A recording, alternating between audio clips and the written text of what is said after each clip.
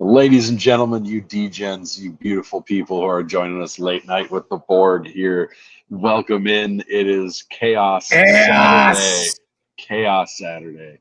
I'm set up in a hotel lobby here. Hopefully, probably be pretty quiet because it's late, and the only person who's going to be bothered is probably the poor guy working the front desk, wondering what the hell's going on. But, anyways, he's going to think I'm talking to myself. That's okay. Thanks for joining us. As always, we are on Jackrabbit Illustrated Facebook and Twitter, as well as the FFN YouTube. We got a bunch of comments in the chat already, which is no surprise with the amount of times I got asked today if we were going to go 3 hours while I was down in Missouri State here. it's, yeah, no. So, of course, we are always happy about our title sponsor, Kubota Dealers of South Dakota, with 10 locations across the great state of South Dakota. They've always placed to get some orange equipment near you with part sales and service. They've got everything you may need for your home, acreage, or ranch. They've got everything from skid steers to side-by-side snow blowers and everything else.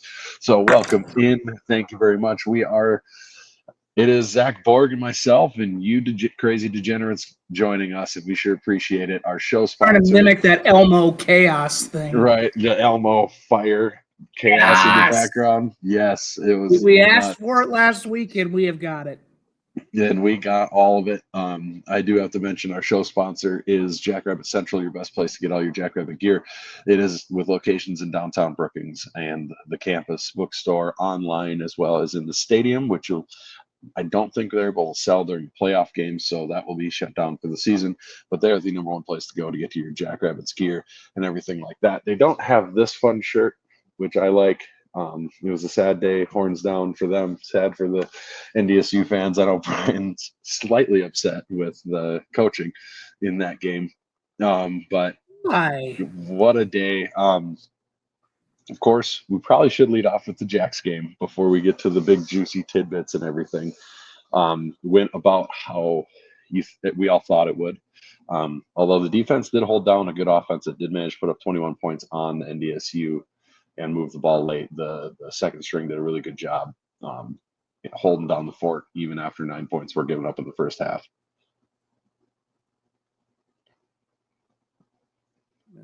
Well, you were actually at the game. Yeah, I was at the game. So we have the reversal of roles here because I was off. Right. You obviously had to. Yeah, tell people how you got to go to this, because obviously, right. sometimes you get to go on the road. It was an adventure. It was an adventure. Give people a little your adventure, because it's not every day. I don't get to go to every road game, certainly, unless it's usually close or it's like the FCS title game. But how did just a little peek into Thumper's big thumpies? Hey, Quentin's aboard. Welcome aboard, Quentin. Yeah. I don't know why Quentin's stressed, man. You guys got this broke perfect. This day broke perfectly for SDSU. I mean, you guys could be the 2 seed tomorrow. We'll see.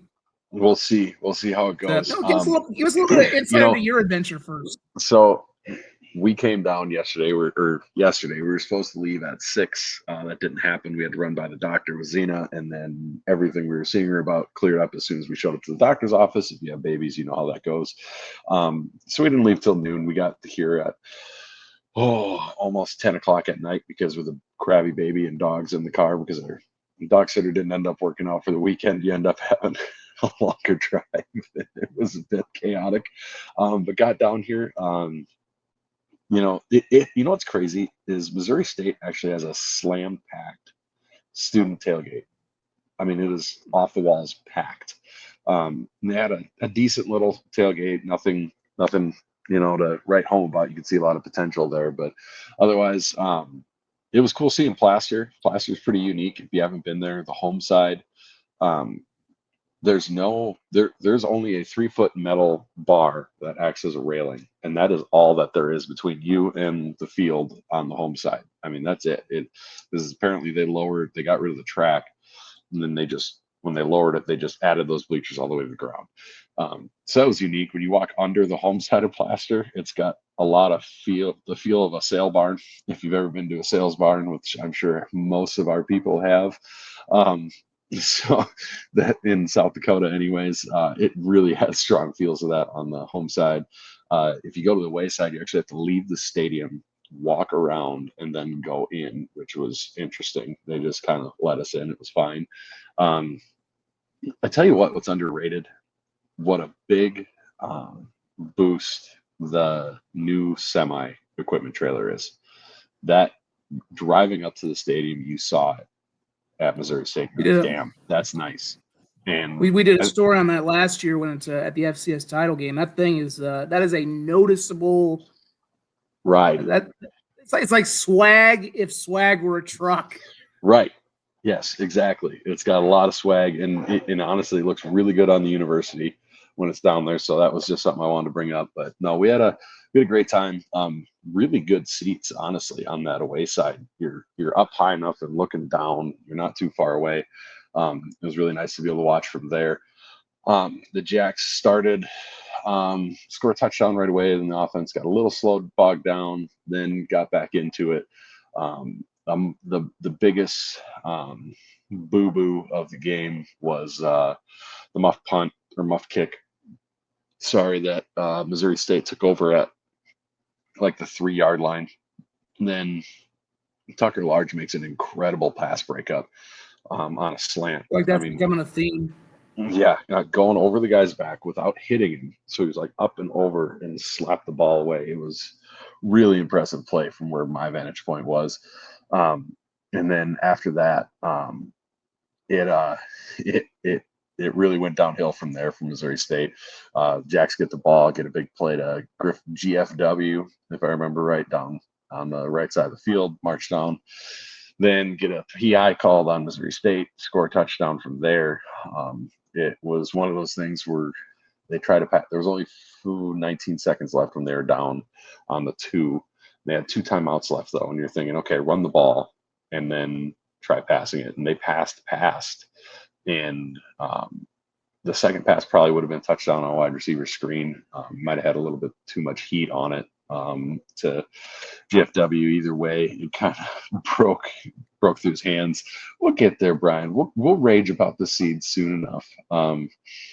But anyways, so and after that, second half starts. Jacks come down, score, put in the backups. The backups score again. And it was kind of over from there.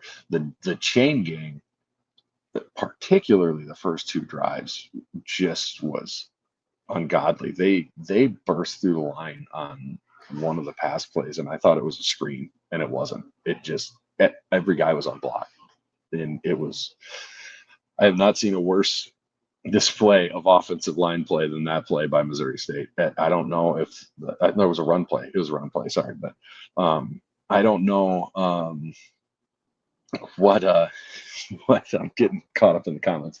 I don't know if that running back tried flirting with the O-lineman's girlfriends or what, because nobody tried to block anybody, and the whole D-line met at the running back. It was wild.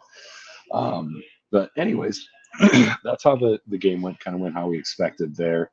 I will say the biggest cheer in the stands was when, and I can't believe I'm saying this, was when USD scored that touchdown. Everybody was very aware of it. I wasn't paying too much attention. The PA system, one thing I do want to bring up, there's 2 ways apparently to make noise in your stadium. The first one is to have fans show up and have them be loud. The second one is buy a really good sound system and crank that bitch, because that thing was crazy loud.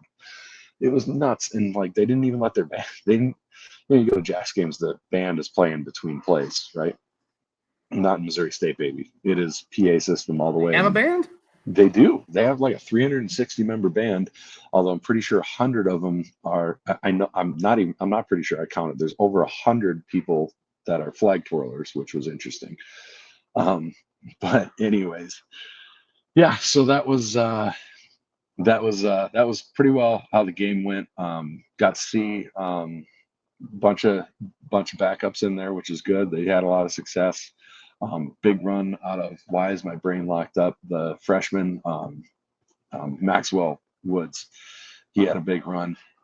So that was really fun to see. I mean, first time he got the ball, it just got he just got a big run immediately. So that was great.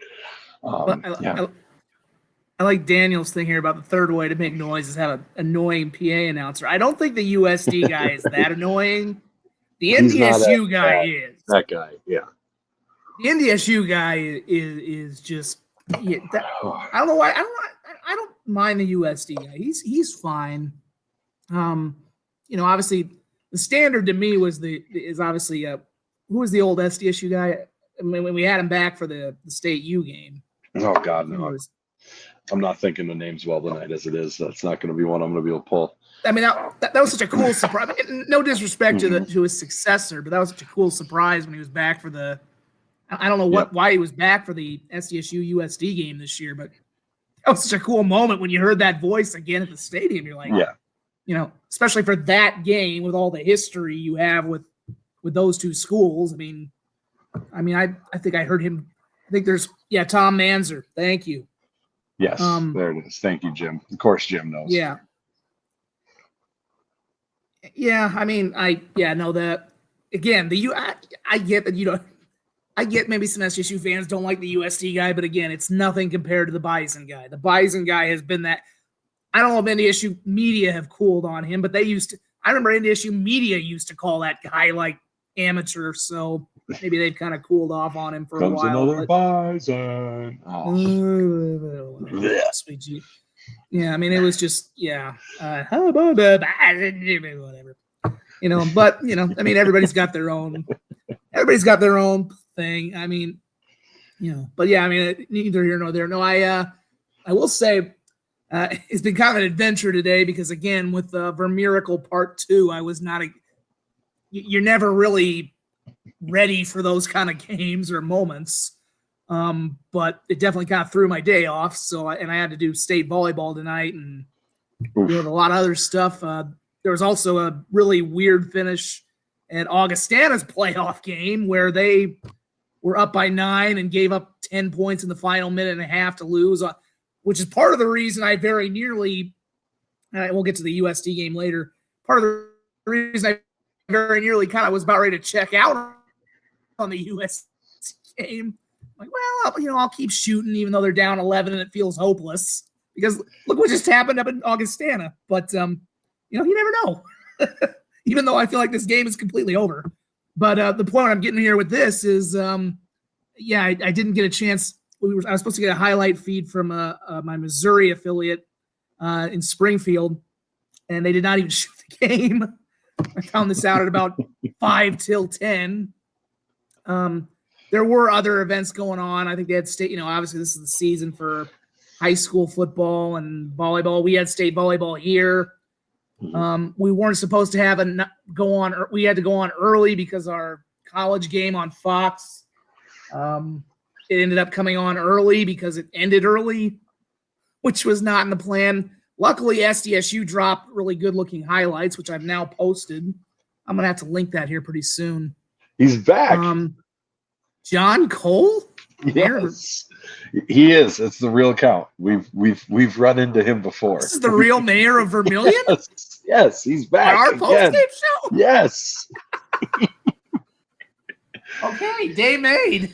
He jumped in on the B team before after we made some comments. Well, I hope we'll get into our bracketology. I really hope the rematch is in Frisco. I've kind of got a feeling it might end up being in the semifinals right now if it happens, but I mean, it's I couldn't get the SDSU highlights onto my 10 o'clock show, but they are online now, and I'm going to have to log into my YouTube or something or somebody. If any of you guys want to share it, it's on DakotaNewsNow.com, and I've actually got the USD highlights up as well. But the one highlight that I really saw, the Kevin Brenner catch. Man, that was a nice. That was a beauty. That was an impressive catch. And Kevin Brenner hardly ever catches the football and makes one of the best, nicest plays of the year. So, good on you, Kevin. That was awesome. So, Brian is so ready for us to start talking seeds so he can just yell at somebody about something. Oh my God. No, but I think, and again, I'll confess, obviously you were in Missouri State. You couldn't see a whole lot of the USD game. Flip side, I'm in Vermilion. I can't see a ton of the SDSU game, but I'm following it along. I'm following along on the play-by-play. Yeah, Freeman. Yeah, that would be fun. We thought it could maybe happen a year ago, but USD, you could tell, was still kind of green, and plus we kind of knew the CSU team was inevitable last year, just with everything that team had. That last year's Jackrabbit team wasn't gonna be stopped. I hope, I would love to see it in Frisco. I have a feeling they're both. I have a feeling that it's going to be 2 and 3. Whether SDSU is the 2, USC is the 3, maybe I'm wrong. I don't know. I really hope they're on separate sides of the bracket, because this year, the possibility of them being on separate brackets and meeting in Frisco is far better than it was a year ago. So, but I don't know. It is, to me, it is genuinely a toss-up right now where they're going to seed 2 through 4.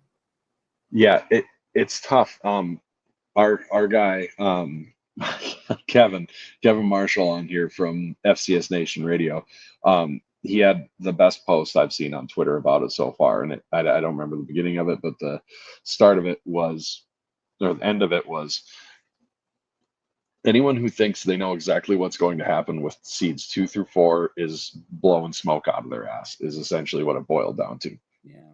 There's no way to know. I mean, you can line it up, and if you just use resume-based thinking of, all right, so the triangle of doom, and this is what I've explained, and this is what I think is going to happen, but I don't know. What I think happens is you have the triangle of doom of SDSU, USD, NDSU beating each other, right, in that circle. So head-to-head is wiped out between those 3 programs. So now you're stuck with what's the resume. Well, if you look at it, Sam Herder had a great post about it, and I'm probably not going to be able to find it in time. But if you line up oh, there it is. Oh,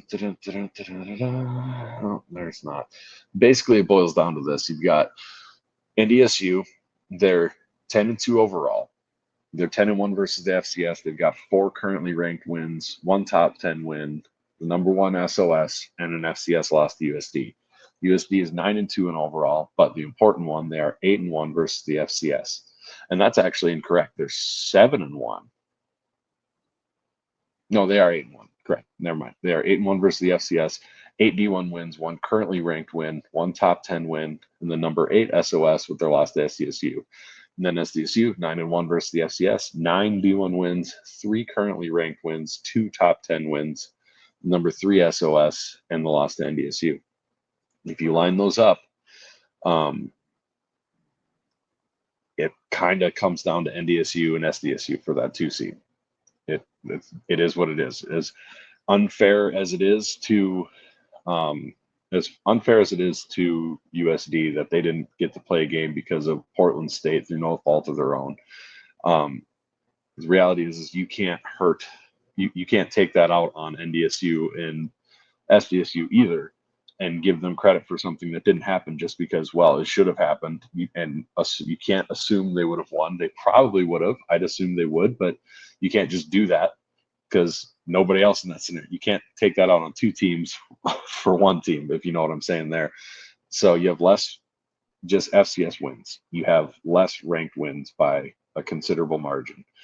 Now, when you line up SDSU and NDSU, the part that's interesting is, yes, NDSU, and remember, head-to-head's out of it at this point. That's why we're on to this. So you've got 4 currently ranked wins compared to 3 currently ranked wins. However, SDSU has 2 top 10 wins and NDSU has 1 top 10 win. How does that weigh on the 2? And if it's that close, I could see him going with recency bias on that. But realistically, I do think the resume, just strictly if they did straight resume, will tilt NDSU's favor and they'd get the 2 seed. But you completely have the reality of, there has to be some recency bias. I don't think so. That's arguing with your heart, your SDSU heart. And also, I'm trying to be realistic because you can't we can't look at this through blue and yellow glasses, because if we do and it's not, you're just gonna be mad through your blue and yellow glasses. trying to be realistic and what I think is going to happen. Our SOS, Jordan, would be number 3 compared to NDSU's number 1. The thumping the table of the strength of schedule in this argument, I think, is irrelevant. They're so close, it doesn't matter. They might as well be tied. When you're down to 2 places in that computerized score, it's the same. It doesn't matter. But you would think there'd be some recency bias, probably. But you got to remember, the leader of the committee is Matt Larson. Do I think he'll stump for NDSU and like really pull hard? I don't know about that. But I mean, it's pretty easy to walk out of the room and be like, remember what the resume, that's what we're voting on. Or you can try to steer the committee to that general direction. And part of this too is it's almost a new committee every year with guys coming on and off. And how's this year's committee going to value things over other things? And when are they going to switch it? You know, they switch that thought process from seeds to who makes it to the tournament all the time. So we'll see. I really don't know how it's going to turn out. I could see, the only thing I have a hard time seeing is USD getting the 2 seed. That's the one I have a hard time seeing. Yeah, I kind of do. The one, I mean, I think the Portland State thing is very overrated just because even if they win that game, Portland State was not really a factor in anything this year. Portland State would have been I have to pull up my scoreboard here, but Portland State wasn't going to be a 6-7 win team that boosts your resume. I mean, the thing I've found, and we'll obviously wrap up our STSU talk here pretty soon. I know everybody's dying to get at the seeding and the bracketology, but the games themselves, the STSU game wasn't terribly compelling because we went exactly as we thought. But I mean, the thing that I kind of kept getting annoyed at, and I made light of it while I was at the USD game. Number one, I mean, I don't know that USD is going to be that upset because after that game, I think they're on cloud 9 right now. I think USD, I was kind of upset hearing last week. A lot of people were saying they're a bubble team if they lose to UND. I'm like, look, I don't care what their quality wins are. If you did the eye test when you watched them against SDSU, you can't tell me that wasn't a team that doesn't belong in the playoffs. I mean, come on, unless they had come out today and gotten just steamrolled the way they did in the playoffs a year ago, they were a playoff team. Even if they'd somehow crapped the bed at UND a week ago, they're a playoff team at minimum. The other thing I had a tough time was like, are they a top 8 seed? Again, I think unless they had lost badly today, I think even if they lose this game today, 28-23 or 28-17, I think they're at least the 8th seed. I mean, you have to do a bit of an eye test. I know there's analytics, there's, you can do quality. They were a play or two, or if their backup quarterback doesn't take a 3-yard loss before that field goal at the end of regulation. I mean, they're the only teams that have essentially played both SDSU and NDSU close this year. You have to do a bit of an eye test and say, okay, they're probably deserving of being one of the top 8 seeds. Are they? I mean, well, let's be honest. But here's the point. Here's the thing, Zach. That happened to SDSU in 2021. They did not get a top 8 seed. If that would have happened, tough shit, USD. You're on the road. That's what SDSU had to do. Everybody knew they were. There's no but everybody knew that SDSU was a top 8 seed. They did have 3 losses that year. That team had 3 losses where you blew one. You blew one to a bad. You blew one to a mediocre USD team. Right. Southern Illinois was. I can't remember what their final record was, but they were a playoff team. I'm pretty sure. I mean, this isn't that USD was blowing games to, a bad team. This is you went toe to toe with perhaps the 2 best teams. But here's the deal: USD also scheduled the out of conference they did. That's their fault. You scheduled absolutely nobody in a D2. Historically weak programs, multiple of them, and then a D2. That's your SDSU went out and scheduled Incarnate Word. They went on the road to Southeastern Louisiana, who has been a multi-time playoff team. Yeah.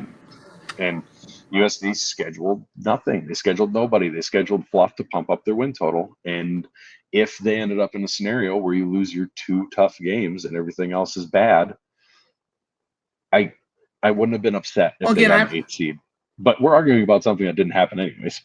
Yeah, well, and I mean, again, relative to I mean, we're putting it relative to SDSU. I think SDSU's schedule, but I'm saying this is relative to the entire top 8. I mean, you do an eye test. Are they really not deserving of it relative to the other, not SDSU and NDSU?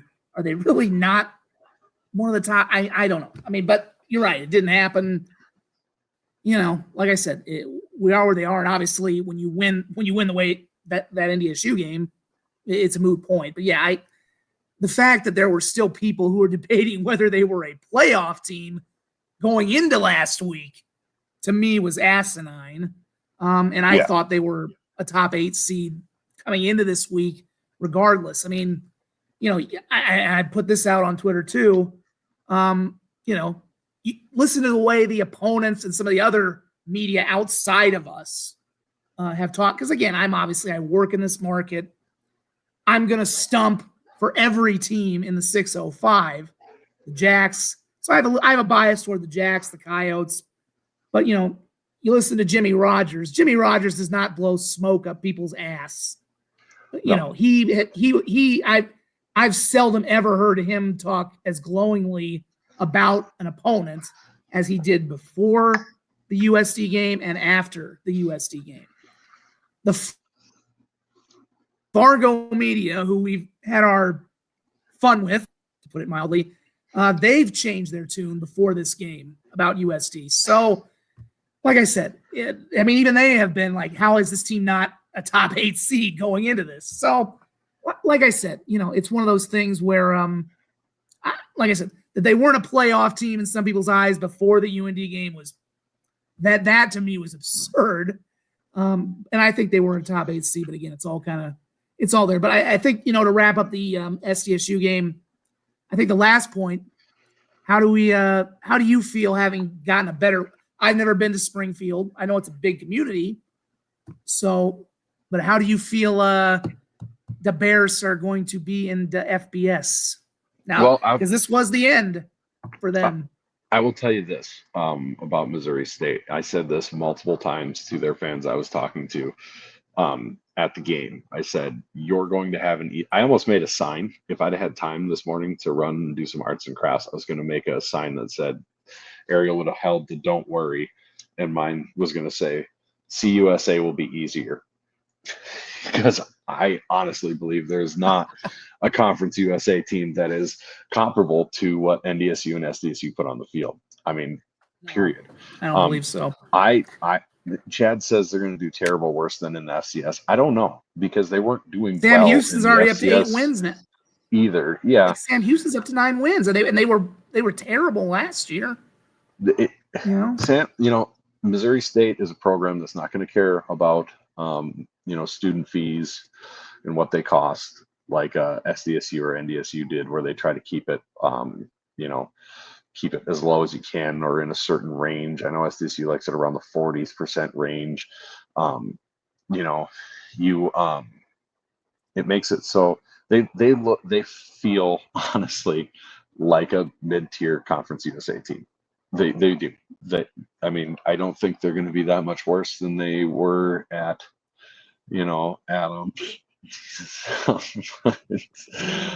Funny arguments in the comments. But anyways, they feel like a Conference USA team, you know, like a bad one. You know, they're not a terrible one, but a middling one. The stadium's weird. It feels like it should be more than 20,000, but it's only seats 17,005, which was interesting. But yeah, I think they'll be fine. You know, the move for them makes sense because they've just wanted that forever.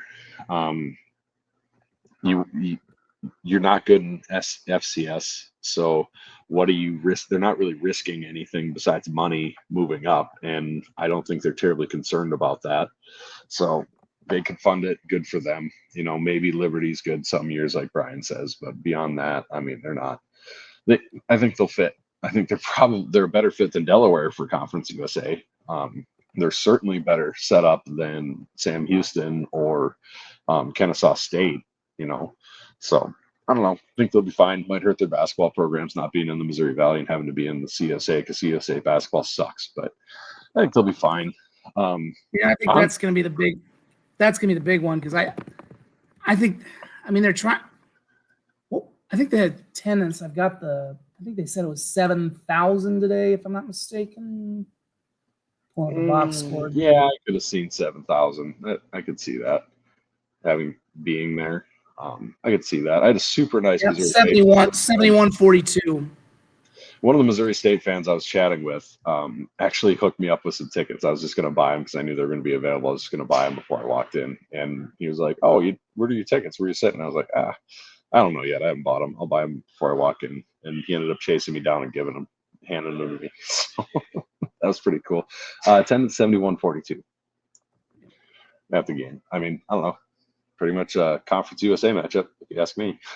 So, I think they're going to really. I mean, the thing I remember. I mean, it's Missouri State, and you're leaving the Missouri Valley for all sports. It's always been more of a basketball school. Obviously, you make this move hoping to boost your football interests. But man, I think they're really. I mean, and not that the original Missouri Valley is what it was before. Obviously, you've lost Creighton. Creighton's not there anymore. I mean, I think Wichita State used to be in the league.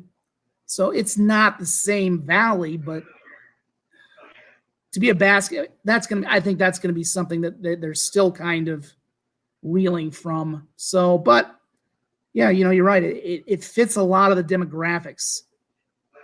It fits a lot of the demographics. So, well, like I said, it is what it is. I've been on my tangents about that conference. I would not want to see SDSU in it, or any Dakota school in it, because I just don't, especially for all sports, because it would be travel-wise, it would be a mess. And the Mountain West, I think, would make sense for any Dakota school, even though it has issues, but it's just, it's a weird, and especially because we also know the media rights deal for the Conference USA is not very good. No. That's the chief thing. You go to that conference, I don't know that there's a lot of upside in it when you're not going to make much money off it. Right. Even then, I think the Mountain West, even though its media deal is going to take a big hit with the schools that are leaving. By the way, my alma mater, who could play for a conference title, is currently crapping the bed. I have that over my shoulder.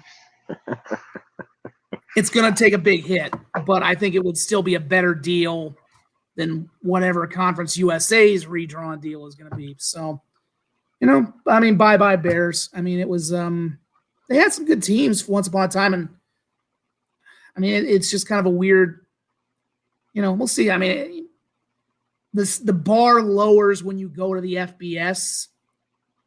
The stand, as I've mentioned to you guys, the bar is so much lower. You just have to win 6 games, and you're going to go to some crappy bowl.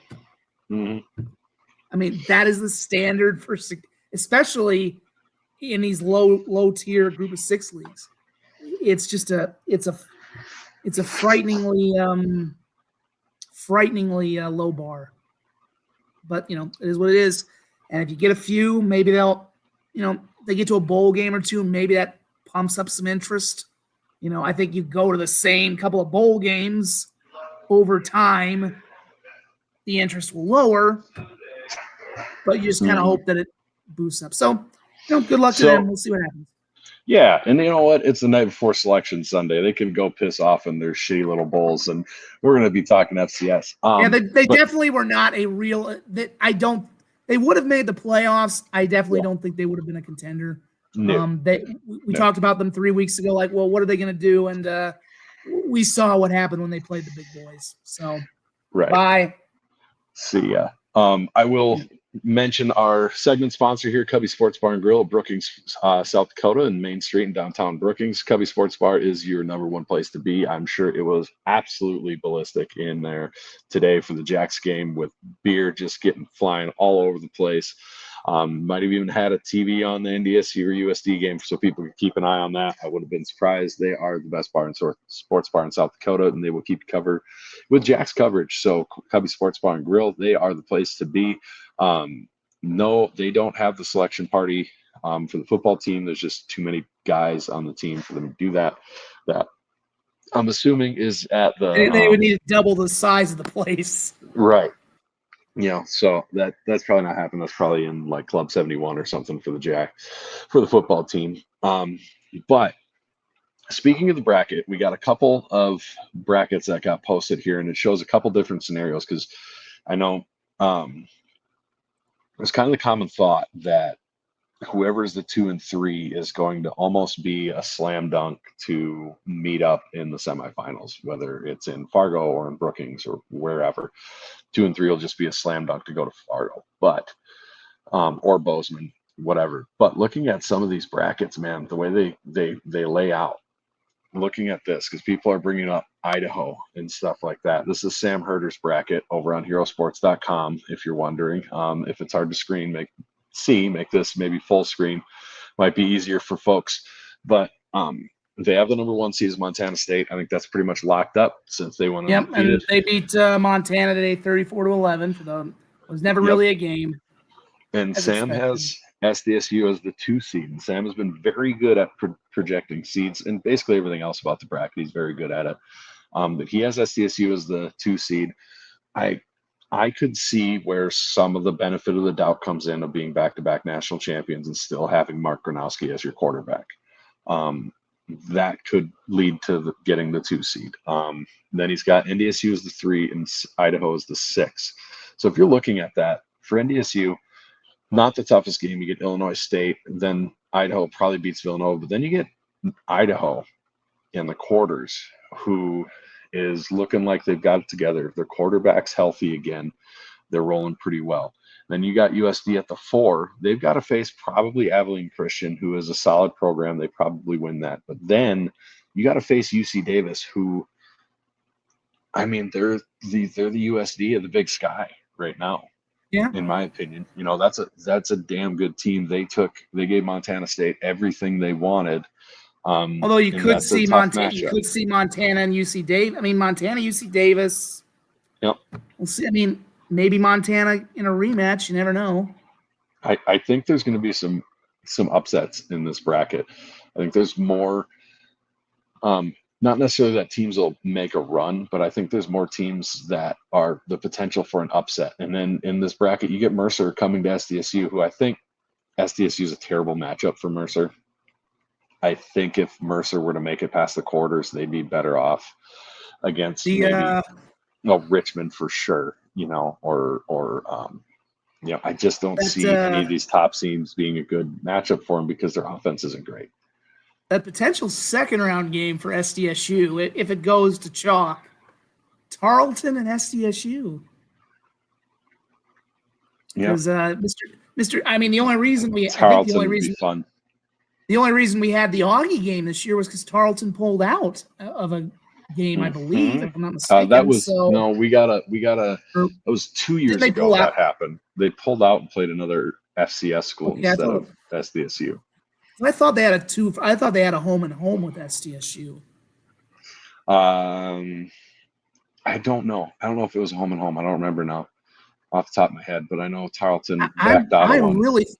Maybe it wasn't this year, but I'm pretty sure it was there would have been a game here and a game there. And it says we go to Tarleton next year. Yeah. Huh, okay. Well, Adam, this isn't Craig, or I don't know. Maybe you guys are Craig's, but. Zach's saying, Brian's saying, put up Craig or Zach's. Both have as NDSU as the 2 seed. Look, we'll get there, Brian. But I'm going to tell you the same thing, Brian, and I love you, buddy. But just because you don't like it doesn't mean it's not possible. Anything is possible. Like you said, and the one guy who said anybody who claims to know is blowing smoke up a certain body cavity at this point. So. I will throw up Zach McKinnell's bracket because I also saw that. I don't really give Craig Haley that much credence, to be honest. He's been around for a long time, but that's what he's got going for him, in my opinion. So anyways, here's Zach McKinnell's bracket, and I'll see if I can make this a little bigger for everybody at home to see a little better, maybe, and get this silly video out of the way.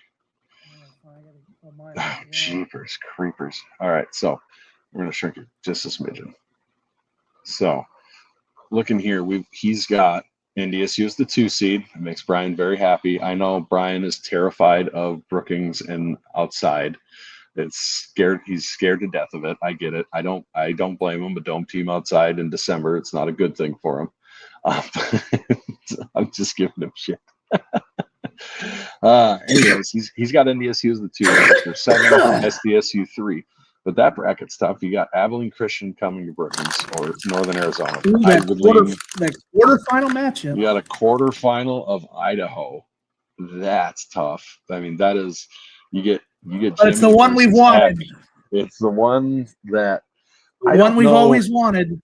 We is a strong term. I personally don't want anything to do with Eck in the playoffs. I know you don't, but you in it's the what media, the people want. It would. I mean, it would. It has generate, to happen someday.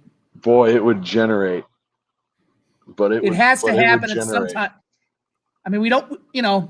God willing, Jimmy Rogers will be the coach here for a long, long time. I'd love it.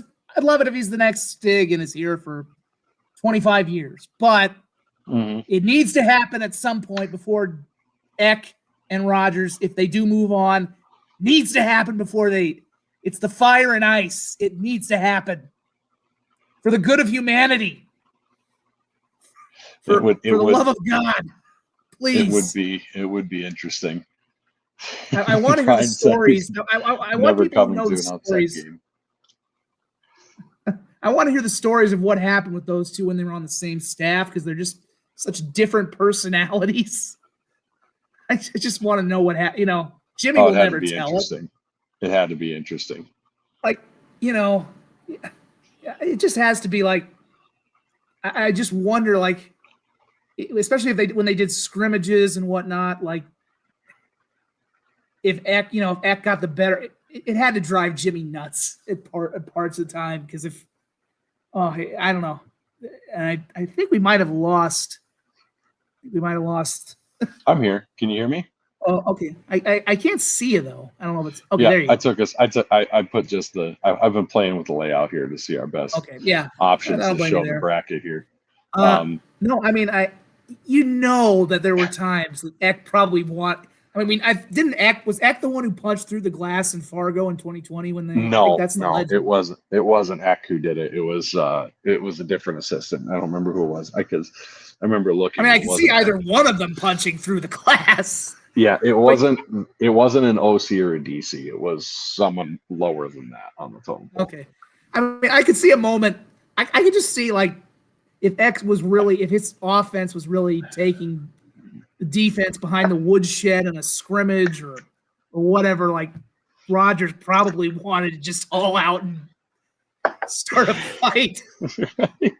or you could probably just see him like wanting to combust. Dan Furman says, "I bet Jimmy despised that." I don't believe that. I don't believe that, so. But no, I bet they butted heads plenty. I bet the scrimmages were very were competitive. Is all I bet they were very competitive.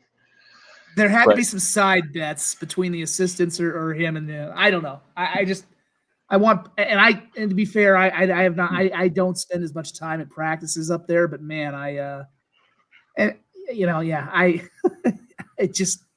want, maybe I'll go talk to Stig, and now that he's retired, he can tell me what it was really like. But right, they're just such different personalities, at least in public. But also, it's going to happen eventually. I don't know if it's going to happen this time. But yeah, I mean, it just depends too. Seriously though, What's their quarterback situation? Are they healthy? They're healthy. If they're down to a third again, string, fourth string guy, they can't go. They can't go that far if they're third string, fourth string again. It's the same thing. Very similar to Southern Illinois. Paperman's Moon Boy here says, I don't think Idaho advances that far in the playoffs. Well, if it's set up like this bracket, they only need to win one game, and it's against Villanova, who's not that good, or CCSU, who is most certainly not that good. So that would be super easy for them to have show up in that scenario if they get the 6th seed. But man, I mean, that's a fun bracket. I mean, from a entertainment standpoint of the 3 games SDSU has before they hypothetically get to the championship, you would have 2 out of 3 be really interesting, fun games, and then 2 new opponents in there as well with Idaho and Abilene Christian. It could be fun. It could be a lot of fun. And then, USD, they get the Illinois State game in that bracket against Tennessee State. They might end up getting Tennessee State because Illinois State, it's been reported that they can't host the playoffs this year because they have the high school. The high school. You're right. What hasn't been reported yet is that contract is signed through 2027 to host the Illinois playoffs. And I don't know how the dates line up, but that means potentially Illinois State could not be allowed to host their first round playoff game until 2027. So I don't know who the hell was thinking on that one, but it is awful. Yeah. I mean, it's just a different climate. I mean, there are places where this is the Dakotas, the Montanas, this is a priority. Illinois, it's not. It just, what do you say? It's just not a priority in these places. And that's, it is what it is. Mm-hmm. It's funny because I was having this discussion. Obviously, we mentioned the Brawl, the Wild, and I've had my quibbles with South Dakota's, the way South Dakota runs some of their high school tournaments before, and there's always those things. But you're right. It is the de-emphasizing of their football programs in certain areas like Illinois State, and that's incredibly unhelpful to the FCS. I'm begging you, Ivy Leagues, let them into the playoffs, please. But on this comment, I agree with Brian that I would almost like the 4 over the 3, looking at how these brackets line up sometimes. Because would you rather go to Fargo or Bozeman? Well, it's interesting. It's interesting if I'm frankly, if I'm USD, I'd rather rather go to Bozeman. Because I think the most likely to go 4 right now is probably USD. And I've said this, of course, I've said this with you. I've just said this at the start. I really want USD and SDSU on opposite sides so we can maybe have them meet in the middle. It's weird because, and flip side, if I'm Montana State, I probably want USD because I'm not familiar with USD. Mm-hmm. I've been beaten by NDSU and SDSU. I'd rather get one of those 2 in the title game and not have to potentially go through both of them. And that's not a knock on USD. Montana State just hasn't seen USD. They're going to say, hey, we can beat those guys because how bad can they be? Well, right. You'll find out. But, and USD, my thought is I just don't want to go back to the Fargo Dome. Now, I think they know word of mouth. It's not hard to figure out that Bozeman's going to pack 20,000 people or whatever into their stadium, and it's not going to be an easy game. But you know what Fargo is, and especially after what just happened today, which I can start getting into a little bit. I just sent out a nice little tweet to have a little fun with our friends up north. I mean, it's. If I'm USD, the Bobcats have so much tortured history right now with the Dakota State schools, and it's if I'm USD, I want nothing to do with going to Fargo. You pulled one out. I won't go so far as to say that you got lucky, but I will say, NDS, when you're up by 12 with 3.5 minutes left and you lose that game, No. You let that one get away from Yeah. you. Well, that- I will say this. Those situations are both, right? USD had to make plays to make it happen, so they earned the win. But also, in order to come back in that amount of time, the other team had to screw up pretty good at the same time. I mean, you can see the last play for that touchdown. The number 10, the defensive back for NDSU, he jets off on that inside route. And I think it's because Bowman fooled him with his eyes, because it looks like he's taken off like he thinks he's going to pick that ball. And then it goes to his receiver that he just left. Here's one very key thing that happened. I'll have to double check what down it was. But the play before that, Bauman got sacked. It was only, and remember, they have no timeouts at this point. They burn their timeouts. I mean, it was only the second sack he'd taken all. It was really the worst play he'd had for the day, because he only had 2 sacks. The first sack was not his fault. They let a guy unblock through, and there was nothing he could do about it. And he admitted in the post game, like, I should not have taken that sack, because the clock is running, and of course he's hustling, and I'm thinking maybe he's going to spike it, because again, clock's running. The smartest thing he did was not spike the ball, because again, on one hand, you don't want to waste the down, but I think it's like in basketball when you don't, they say an experienced team, hey, sometimes the best thing is to not call a timeout. By not spiking that ball, didn't give NDSU a chance to set their defense, huddle up. NDSU had timeouts. They could have maybe called a timeout. I think that left some confusion. Like, it was just kind of like a basketball scenario. Don't spike the ball. Bison are confused. Can't set a defense. And obviously, like you said, some chaos ensued. I mean, I've called it the Vermiracle too, and the one thing there's 2 things I'm really coming away with on the NDSU side of this. Number one, Cam Miller is the Walter Payton. Nothing about the ending changed that. That was maybe his best game I've seen all year, and I haven't seen all of them. He was so darn good. I mean, he was carrying that team. I cannot emphasize, as good as he was in the SDSU game, he was better. I mean, my God, he was that good. And yeah, Mikey's Grace, I don't know if he's going to – yeah, if he stays at USD, he's the best. Grace, by the way, the first series of the game, NDSU got the ball at the start. He had 2 sacks. I mean, it was – they did a good job. I think they must have chipped him or double-teamed him the rest of the way. But, yeah, Grace is the best, I think, lineman they've had, which is saying something, because Nick Gase is really good and Blake Holden's good. Grace is the best lineman I think they've had since a guy by the name of Andrew Van Ginkel. So he might be tough to hang on to, because obviously we know Van Ginkel ended up moving on and ended up going to Wisconsin. So as with everybody, I hope they stay at SDSU and USD, but we know the portal is the portal. Right. But I hear a lot about, and I guess I'd have to watch the game. And to be honest, after the selection show comes out, I'm not going to. So I'm just going to trust the people who watch the game that I know ball, who said Cam Miller had an incredible game.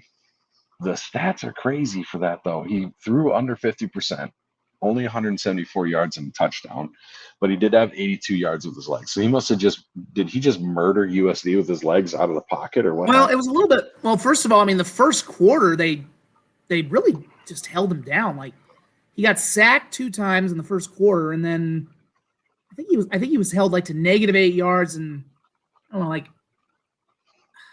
I got to pull up the stat number again here, because I don't know, he got off to a rough start, because he had -8 yards through the first quarter, but then they were down 14 up. Like, the first 3 or 4 drives, they just did nothing. I mean, they were totally ineffective. But then at about 4 minutes to go, they had like a 3rd and 9 and back at their own end, and he went on he went on this 16-yard run. He just dodged through guys, and it was just an incredible run, like one of the best I've seen. 16 yards, and from then on, he led 4 straight touchdown drives. I think their offensive line figured some things out because he was under constant pressure, but they struggled to get home on him the rest of the way. Just really elusive. I mean, that ankle issue that he had did not appear to be bothering him. He just took over. He went to another level. So again, he got off to a rough start, but a lot of that was just because the pressure he was under. And they got nothing from their running game. Like Marty Brown, I think only ran for 50 yards. Capinu did nothing. Shamar Brown got 54 yards. Raja Nelson had 2, and Barika Capinu had 28. Yeah. The number I had, between the passing and the rushing, Miller had 256 of their 340 total offensive yards. I mean, that is literally. Yeah. I mean, so that's one thing I'm starting to kind of, and some of the, now I think you can maybe make a case for the fact USD is having some defensive struggles. I mean, they killed them with some deep balls. Now, I think maybe there were some times that they just had good coverage, but they couldn't get home to Miller, or he would beat him with a run. They took some one-on-one deep balls where he hit some big deep balls. I mean, it's what the Bison, we've seen the Bison do this when how many times do they convert a 3rd and long where you think you're going to get off the field, and they find a way. It's typical NDSU stuff. Although I thought, I remember I texted you during the game. I'm like, USD's matching up physically with them. That continued. Yeah. Just Miller would make a play out of nothing. And they went on a 99-yard drive where they went for a couple of 4th and 1s and got it. And then there was a kind of controversial penalty where they get down the 3rd and goal, they get stopped, they go for a field goal, they make the field goal, but USD's called for a leaping penalty. So that was the touchdown, of course, that makes it 28-17 where you think the game's over. So it should have been 24-17, but you're called for a leaping. So there you really think the game is over because you think they're going to get the ball back down 7. You get a leaping penalty, which is just a weird penalty to call in that moment. I haven't seen whether it was good. I didn't get a good look. I haven't seen a replay. I don't know if it was. It's just such a weird call to make in a moment like that. Well, we've seen it called before in a moment like that. Yeah, we saw it. Yeah, the SSU UNI game benefited the Jacks greatly, but you don't really see it called that often. So, USC lose. Who knows? I mean, that's a really good point. I mean, the things that happened in the last 4 minutes of that game, I'll tell you a couple of interesting things that were okay. Yeah, I mean, I didn't get a good look, Chris. I can't tell you. I was on the sideline shooting from the side, kind of maybe if USD blocks it and I want to get a good look at a return. I didn't see a replay, so I don't know. I can't tell you if he really leapt or not. If he did, it's a bad thing to do because let them have the field goal. You want to be within a score. But I tweeted several times during that drive, if they don't stop them here, this game is probably over. Because if you're down 11 against NDSU, you're probably not getting 2 scores, especially the way Cam Miller is playing. So here was something funny I saw today. Sorry, I've been going through the bracket and I saw Lehigh pop up. Lehigh won their game against Lafayette today. It's the oldest rivalry in college football, the most played rivalry in college football. Somehow that was the game of the week for right. That was Craig Haley, and he's just a doorknob. But I like Craig, but come on, man. They tore down the goalposts after they won that game, and they ended up in the river. So good for Lehigh. That was hilarious. We did have. I also wish we could do some field storm. I mean, I get the feeling they would have stormed the field in Vermillion, but they don't ever do that around here. So, right. Well, yeah. I think I get the feeling they would have stormed the field a few years ago in Brookings. For a couple of Brookings, yeah, you might have seen some games. But now it's to the point where SDSU's always the favorite. Like, who are you going to storm the field against? I mean, you're not going to. Oh yeah, I'm more referring to some of the when they were kind of getting when they were just starting to beat NDSU, when it was still when it was still, when they were being bullied, at that point. But yeah, I mean, even when you go back to 2007, I was there in the 2007 game and nobody stormed the field. Like, what? How do you not let them storm the field just once? Right. Oh, right. 2007 was probably the signature win of the Jackrabbit football program in the series. Yeah. Don't let them storm the field. USD in 2021 or today. Those were the signature wins, and they don't storm the field. It's weird. I just think it's very weird, but whatever. Because storming the field is such a great thing. It's such a great, uniquely college thing. And it's a shame it doesn't happen at any of the programs around here. I wouldn't have been upset if USD did after the original Vermeer miracle. I mean, I was already KP, upset about that game anyways. KP, I'll say this about Greg. You can disagree with his takes, but anybody who devotes themselves to covering FCS, I got respect for him because there aren't enough media people who cover FCS. Anybody who covers it, anybody who devotes themselves to it, you got to have some respect for them. So, I said, you can disagree with their takes. That's fine. But, like I said, I respect the people who, and I'm not going to speak too ill of any fellow media colleague, but, there's enough people. Right. This subdivision does not get very much coverage. So, I'm not going to bag on people who are devoting themselves to it, who make a living devoting themselves to it and go about it. So, like I said, I don't know. I don't always agree with everything everybody puts out, but, it's one of those things. But, the interesting thing, make your, whatever you say, go ahead. Nope. Go ahead. I've already forgotten it. It's 12:30. I've forgotten anything I've said 2 seconds after I started to say it. No, Cam was just special today. But one of the takeaways I had, when you look back at the games, you take away the fluff games, which are just the games where they're playing somebody who they're overmatching.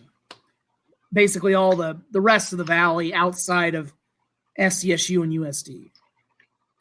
And then, you look at the SDSU game, the USD game, and let's throw in the Colorado game. Offensively, Cam Miller has carried them in so many games. You look at the SDSU game.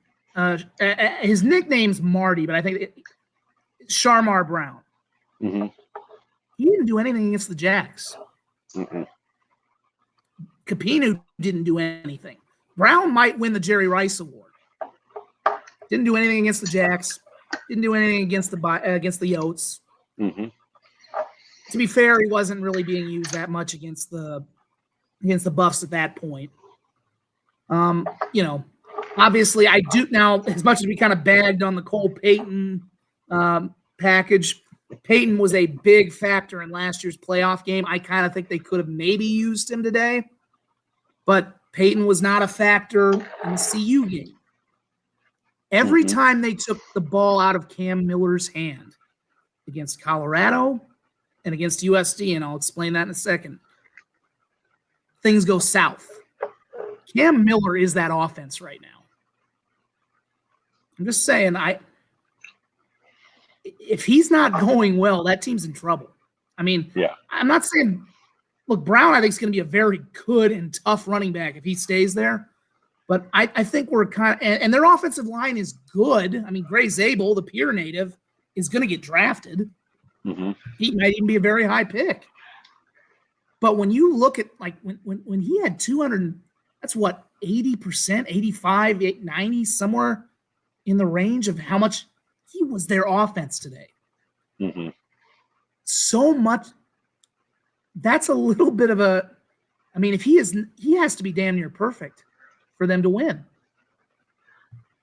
That's a little, that should be, I mean, that tells you how great he's been, but it's also a little sobering too. Right. It should be a little sobering. That's one thing where I can say, it tells you how good also their defense has normally been, Although I just sent out a nice little tweet because I know Jackrabbit fans love seeing Bison fan reactions, so I sent a few of those out. I'll say this, Bison fans, you are definitely Mountain West ready, because as somebody who's seen a lot of Mountain West defense over the years, your defense played like a Mountain West defense today. Bad. Mountain West, you guys, you are Mountain West ready with that defense. You'll fit right in. I'll tell you that. I do want to say, as I look at the triangle of doom, as I'm going to just call it, so I could not say as many words, of those three teams, like, you know, you mentioned NDSU's defense. I would say NDSU's defense is pretty clearly the third defense in there. It doesn't mean they're a bad defense, but they're pretty clearly the number. I would put USD's above them, and I certainly would put SDSU. I think SDSU's, maybe this is me being biased, I think SDSU is the best of the three overall, holistically. But specifically going to Bozeman and shutting down a extremely rush-heavy attack, give me SDSU's defense all day long. Well, I mean, and Austin, by the way, I don't know why my voice has been cracking of late, so I don't know what the hell's going on with it. But, you know, it's weird with NDSU's defense because they've had so many injuries, and they may get Cole Wisniewski back. I don't think he played today. That makes a huge difference if he comes back. I mean, all three of these teams can really use the bye week. USD not having Galbraith made it. If they get Galbraith back, that's going to be a big deal for that offense. You know, SD.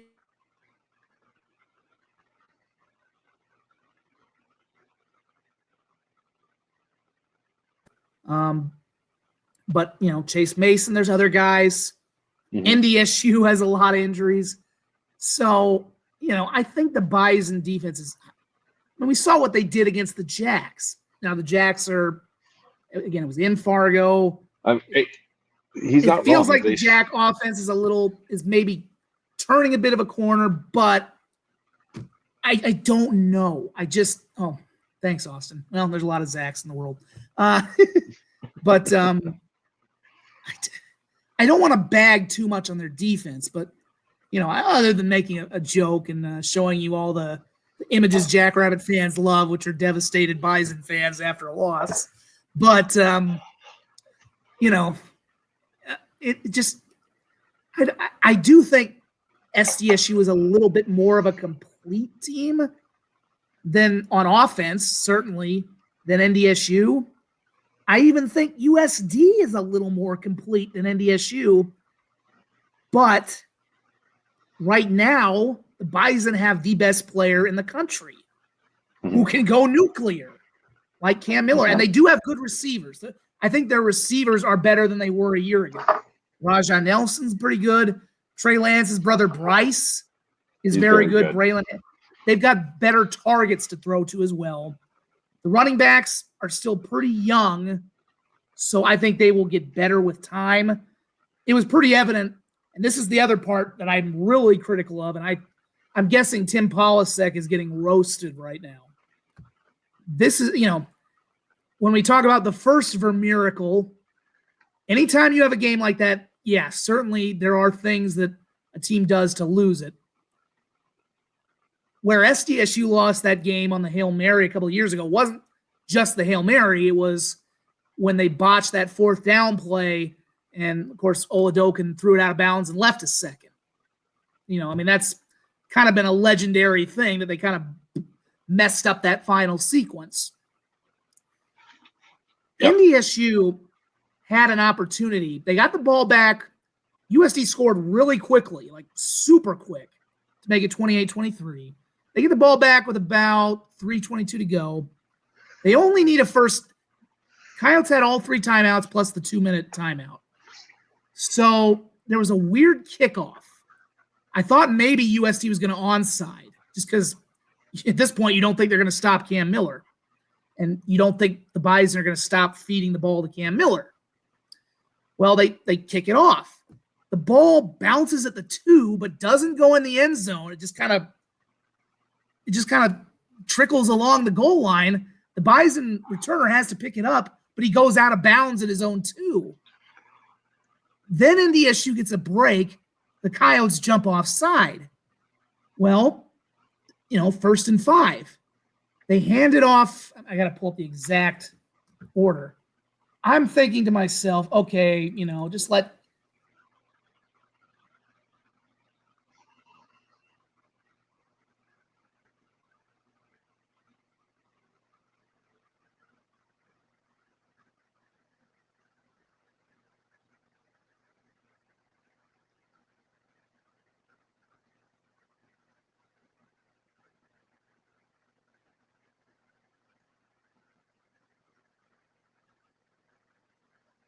say one other cool thing that this is kind of a turning point, by the way. When it was 28-17, right before they're about ready to kick off, somebody was asking what the crowd was. It felt sold out. There might have been a few pockets of empty. I don't want to do that again, but there was kind of a thing where Bison had their fan section. It was probably about 1,000. It's a good traveling section. They start the "Let's Go Bison" chant. Which I'm sure Jackrabbit fans remember that from the rougher years when they've got the game won. They're gonna make you hear it. And what was interesting was I've never heard this from Coyote fans, because when they've been getting beat like that, usually they're hitting the exits or they just kind of take it. The West End from USD started chanting "Let's Go Coyotes" and drowned them out. That was just kind of an interesting, it was like, I don't think they felt like they were going to come back, but it was kind of just like an F them moment. We may be losing, but we're not going to just, we still got our pride here. Right. So it was kind of that was one of those subtle moments when and then obviously all the craziness starts happening, but it was just, it's like one of those things, that's different. And then everything ensued. So, right. As much as I have given their fans crap at times, and it's been justified, I think that was a moment that lifted that team, and they needed it. Because, again, the game felt over. And, obviously, like I said, SDSU fans, I know you don't have to like your rivals. I get that you hate them, but you guys were there too. You've been bullied by that team. That was a moment where they just kind of stood up and said, we're probably going to lose this game, but F them. We're not going to take their shit. So that was cool. And then obviously you had no idea that what was going to happen was going to happen. But that was a cool moment. So, good for them on that point. I hope they can continue to support this team and that program like that moving forward. Right. Quick question for the people watching. Let us know if we're freezing. It's freezing on my end, but sometimes that happens. Yeah, it is freezing a little bit too.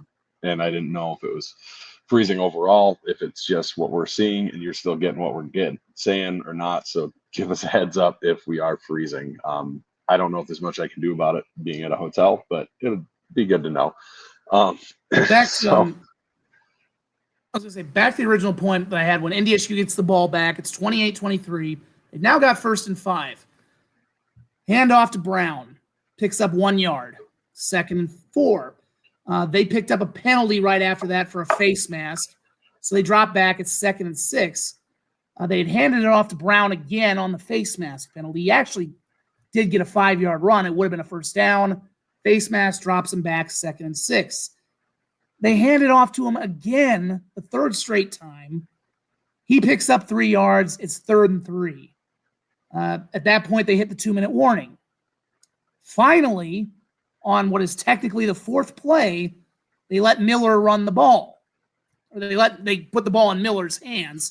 He barely gets the 3 yards needed for 1st down. Barely. But it's a 1st down. Now, the thing of it is, USD still has their 3 timeouts. They hadn't burned one yet. So NDSU still needs that 1st down. And they let the clock keep running after the Miller got the 1st down. So again, I'm thinking, you're going to give the ball to Cam Miller. He had just led a 99-yard drive. 99-yard drive. First play after getting the 1st down. Hand off to Brown. He's dropped for a 4-yard loss. Timeout USD. At this point, there's 1:30 left on the clock. USD has 2 timeouts. It's now 2nd and 14. you got to use Miller. He's run the ball well. Hand off to Barika Kapinu, 2 yards. Timeout USD. 3rd and 12. I mean, at this point, even if Miller runs the ball, unless he gets another miraculous run, you're kind of screwed at that point. And at this point, you might as well let him pass because you've been beating them. You've had a lot of luck with your passing game. Why not? They're going to use a timeout even if you do run the football. And it was pretty much just a quarterback dive up the middle. Miller got 6 yards to his credit. But they just took the ball out of Cam Miller's hands in that final series, needing 2 first downs, and he picked up one of them. They gave the ball. He only carried the ball twice. He only really had the ball in his hands 2 times on that final series after literally carrying that team on 4 consecutive touchdown drives. Tim Polasek is probably going to win coach of the year, I think, in the Valley. I don't know unless people saw this game and are like, nope. But that sequence is mind-boggling to me. Why would it happened on a bigger scale when they lost to Colorado? And it kind of illustrates my point about this team needs Cam Miller to have the ball at all times and be fully functioning when they run into a good team and a team that can physically match up with them.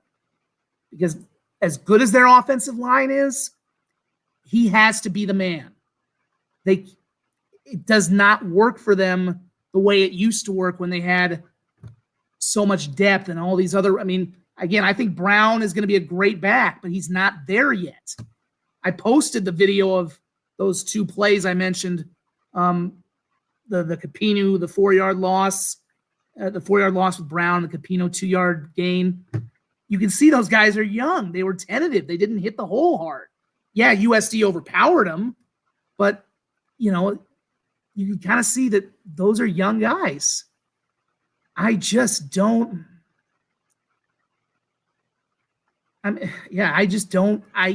to me is, I don't think it's luck, but it's one of those deals where, I don't know why Tim Polasek took the ball out of Cole Payton's hands. And after he went for a couple of 4th downs on the previous drive, up 4. It was mind-boggling. And,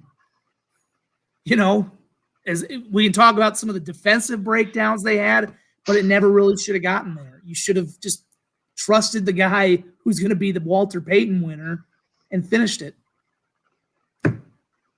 Yeah. I mean, yeah, that makes too much sense because that's how they won against SDSU, is putting the ball in Cam Miller's hands in that last drive. But they were forced to do that because they were down points, so they had to put it in his hands, and that's what happened. So it goes to this thing we've always talked about. He's always been kind of underappreciated there. And right. Even in a year where he's clearly the best player in the subdivision, I have no explanation for that. Yeah, I don't know. I do want to take a quick moment because I know Kevin's on here. I believe he's still on here. That or he got mad. Hopefully he's still here. But Alex's Lemonade Stand is something we've been very proud supporters of, with our partnership with Northwestern Mutual, and just in general helping Mark Gronowski win the title, win the Lemon Trophy, raising money to fight childhood cancer. Obviously, you're either for childhood cancer or you're against it. So pretty easy to be against it. I think you can do the Lemon Top Challenge. It costs free $99 to post it on your social media. But Mark right now is leading. He's got $5,822. Second place is Javante Graves Billups from the Citadel with $4,245. Tomorrow's a huge day. Alex's Lemonade Stand is going to have a dollar-for-dollar match from Northwestern Mutual up to $10,000 for all the competitors. This is a total of $10,000, not $10,000 per competitor, but that's $10,000 dollar for dollar match. If you've been at a boy making a difference, baby, Kevin gets it. He's mad. So I don't know what I want to ask you, Kevin. Maybe you can put it in the replies here, what time that starts at, because I've had people ask who want to donate right away in the morning, whenever that kicks off. So Selection Sunday is when it starts. And we can get a dollar for dollar match on Mark's money. We get that dollar for dollar match, get to that $10,000 mark. We'll get an extra $1,000 from the Northwestern Mutual Foundation. So let's really push today. Let's get as much. Starts at midnight. So it's today. Get donating on there. Let's really push these numbers up. Let's make sure we use all of Northwestern Mutual's donations. Plus, Northwestern Mutual South Dakota with Chris Schenkel is going to be donating an extra $2,500 net dollar for dollar match for Mark Kanowski and Aiden Bauman, because they are the South Dakotas. So they can't play favorites, I guess. But it would be pretty sweet for us to max that out as well. So that'd be an extra $2,500 on top of whatever Northwestern Mutual is matching. So that means it's a 2-for-1 match up to $2,500 for Mark. So we've got to hammer that donating. Attaboy, Jim. I knew you'd be donating right away. You're a stud. So just wanted to get that out there so everybody knows tomorrow. Wake up, do that donation, then check with your company. A lot of companies will match or do like a 50% match for fundraising like this. This is a big thing for me. I think, especially when it comes to kids and cancer, I think it's a phenomenal thing. $50 equals an hour worth of cancer research against children's cancer. And I don't think childhood cancer gets the attention necessarily that it should sometimes. So I think that's a big deal. Zach McKinnell is going to match the next 3 donors for David Walker. That's what I like to hear. And it's really about raising money for the kids, not just winning. So I'm all about anybody matching for any donor. So that's fantastic. But off of that topic, I was going through, because we remember how great the defense was last year. I mean, all-time historic defense. We've talked and talked about it. Particularly, they were fantastic against stopping the run. And we've mentioned how good this defense is and has been for the Jacks. And I wanted to just dip my toe in the water at how they compare against each other, especially rushing defense, because that's always kind of been, that was what that team in 2023 really hung their hat on, right? So in the overall statistics, the 2023 defense gave up 89.6 yards per game rushing. What do you think this year's iteration of the Jacks defense is giving up per game in rushing yards? Say it's about 70. I think it's gone way down because It's not 70. It's not that low. It's 90. 90.5 yards. That does include facing. Now you got to remember too. Last year, we didn't face an FBS opponent. Did not face an Ollie Gordon, and that's. But Ollie didn't do anything. Ollie barely got to 100. Yeah, and he had to work for that 100. I mean, they made their hay passing in that game. Yeah, so that was that really jumped out to me. And then if you look at scoring, which I put the most stock in scoring defense. I always do. I do think a couple teams kind of got some garbage time rushing. I want to say like one team or 2 teams maybe got some garbage numbers. Otherwise, I do think it would be lower because like USD didn't run for. Well, I think USD got a little bit of running yardage in their game, but NDSU didn't really run for much. I mean, I don't. Maybe Miller did, but I don't. I think there were some teams that, other than USD getting a little bit toward the end of that game, and a couple of teams in garbage time. It feels like nobody did anything against them. Yeah, I mean, this defense, man, they don't quite get, I think, the flowers even they deserve, even though they do get some. I don't think they quite get the pub that they should. Obviously, last year, scoring defense, they ended up with the historic 9.3 points per game given up. As of right now, they're giving up 12.4 points per game. Now, if they go through and do what that defense did in the playoffs, I could see it being comparable if they do that over 4 games, because huge chunk. So that'll be interesting to watch. Seth Meyer points out they've given up 81 points in the last 10 games and that's facing 3 top 15 scoring offenses in that stretch. And for those of you keeping track at home, that's 8.1 points per game. That's pretty wild. Austin's asking, what about the efficiencies, Brendan? That's what matters more than points. Because I've been needling Timothy Rosario and the Blue Bloods with Zach about that, and that was pretty funny to listen to them comment back on that. Yeah, I mean, it's really, really impressive, the defense this year, and that is particularly the rush defense. Like you said, it might be even better than last year. That's where I'd feel comfortable facing a Montana State who is so run heavy. They're so run centric. Obviously, it's a different beast with Tommy Mellott back there, but if I have to pick a matchup for the Jacks, I want a run heavy team. Yes and no, because I mean, the guy who gave them more trouble last year was Chambers. I mean, I don't want to bag on him a lot. I think he's playing better. I mean, this is probably the best ball he's played. But man, the guy who always gave them as much trouble the last 2 years was the bigger guy in Chambers. He was the bowling ball. Right. You know, we'll see. I mean, the big thing we're going to have to see if they see Montana State. To me, it comes down to Montana State. What are their trenches like? How good are they inside? Because, you know, I don't entirely want to dismiss what happened a couple of years ago. We've talked about what happened when they had to travel back and forth. I do think not having just being so travel logged made a difference in that team being out of gas. Right. But when we saw them, and of course, when they got to the title game against NDSU, Mellott blows his knee out, or I don't remember what the exact injury was, but he gets hurt right away. That kind of took them out of the title game against the Bison. That was it. I don't know, but we've kind of they have against SDSU, they got blown off the lines. Now, last year, their lines matched up better against SDSU in the regular season. And even though they lost to the Bison in the playoff game, they were going back and forth. Main thing was they just didn't have a kicker. You know, if they'd had a kicker who makes a bloody extra point or a field goal, they might have beaten NDSU. So, you know, to me, it's all about how good are their trenches again.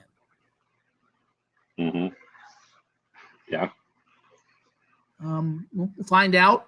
Certainly, if they have to play AUSD, they've got the skill guys. I know they've got them a lot. This was where it changed for SDSU when they started beating NDSU. Doesn't matter how good your skill guys are. It's how good are your trenches. This is where it changed for USD being competitive, you know, being able to compete with the Bison. You know, this year certainly being able to compete a little bit with SDSU.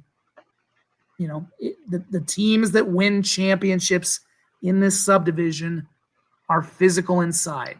It's that simple. So, you know, and Vegan, the reason I would say too, yeah, I mean, we'll see. I mean, the test comes when they have to play a Dakota school. It's just been that way. But yeah, I think Vegan realizes that because we know where he came from, and he knows the score. So, you know, we'll see how they hold up. But you know, there's definitely reason enough to think.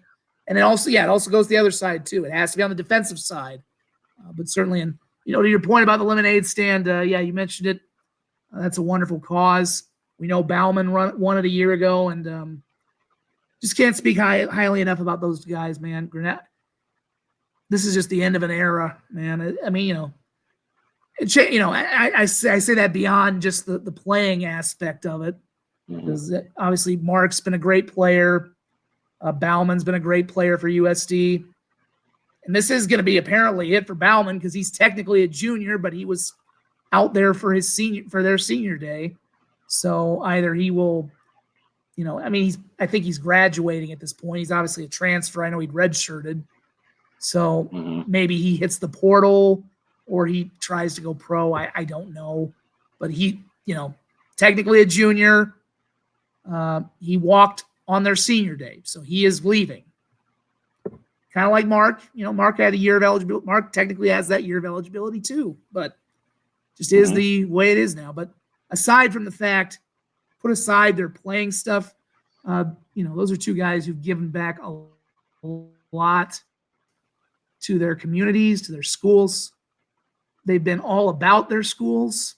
And I was actually in the off season, they both worked a camp with Curtis Riggs in Sioux Falls. And, no, they don't throw down.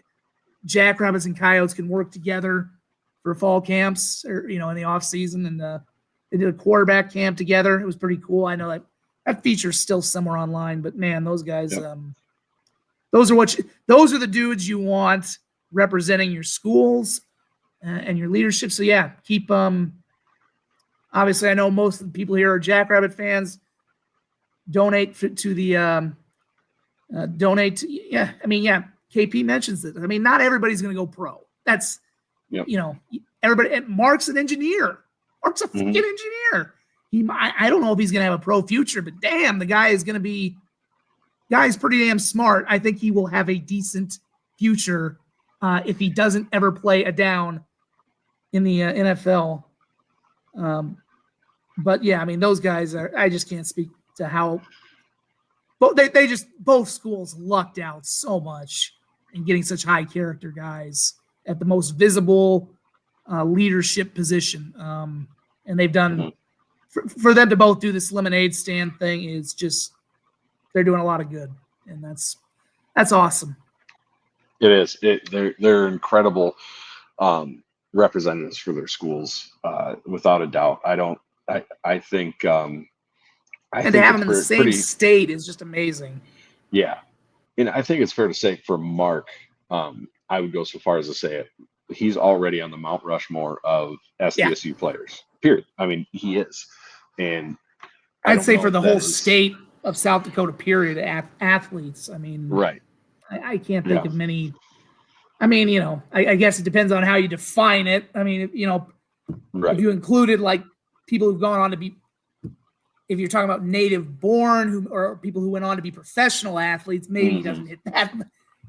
Probably don't put him up there with Becky Hammond or whatever, but all-time college athletes who played in the state, he's definitely up there. Yeah. I mean, it's just, it's without question. He's front and center at SDSU, I think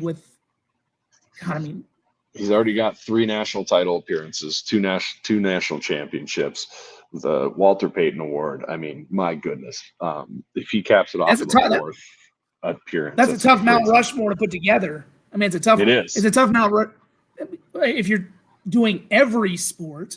I mean, who becomes your basketball representative? You probably have to do Mike Daum, although Nate Walters is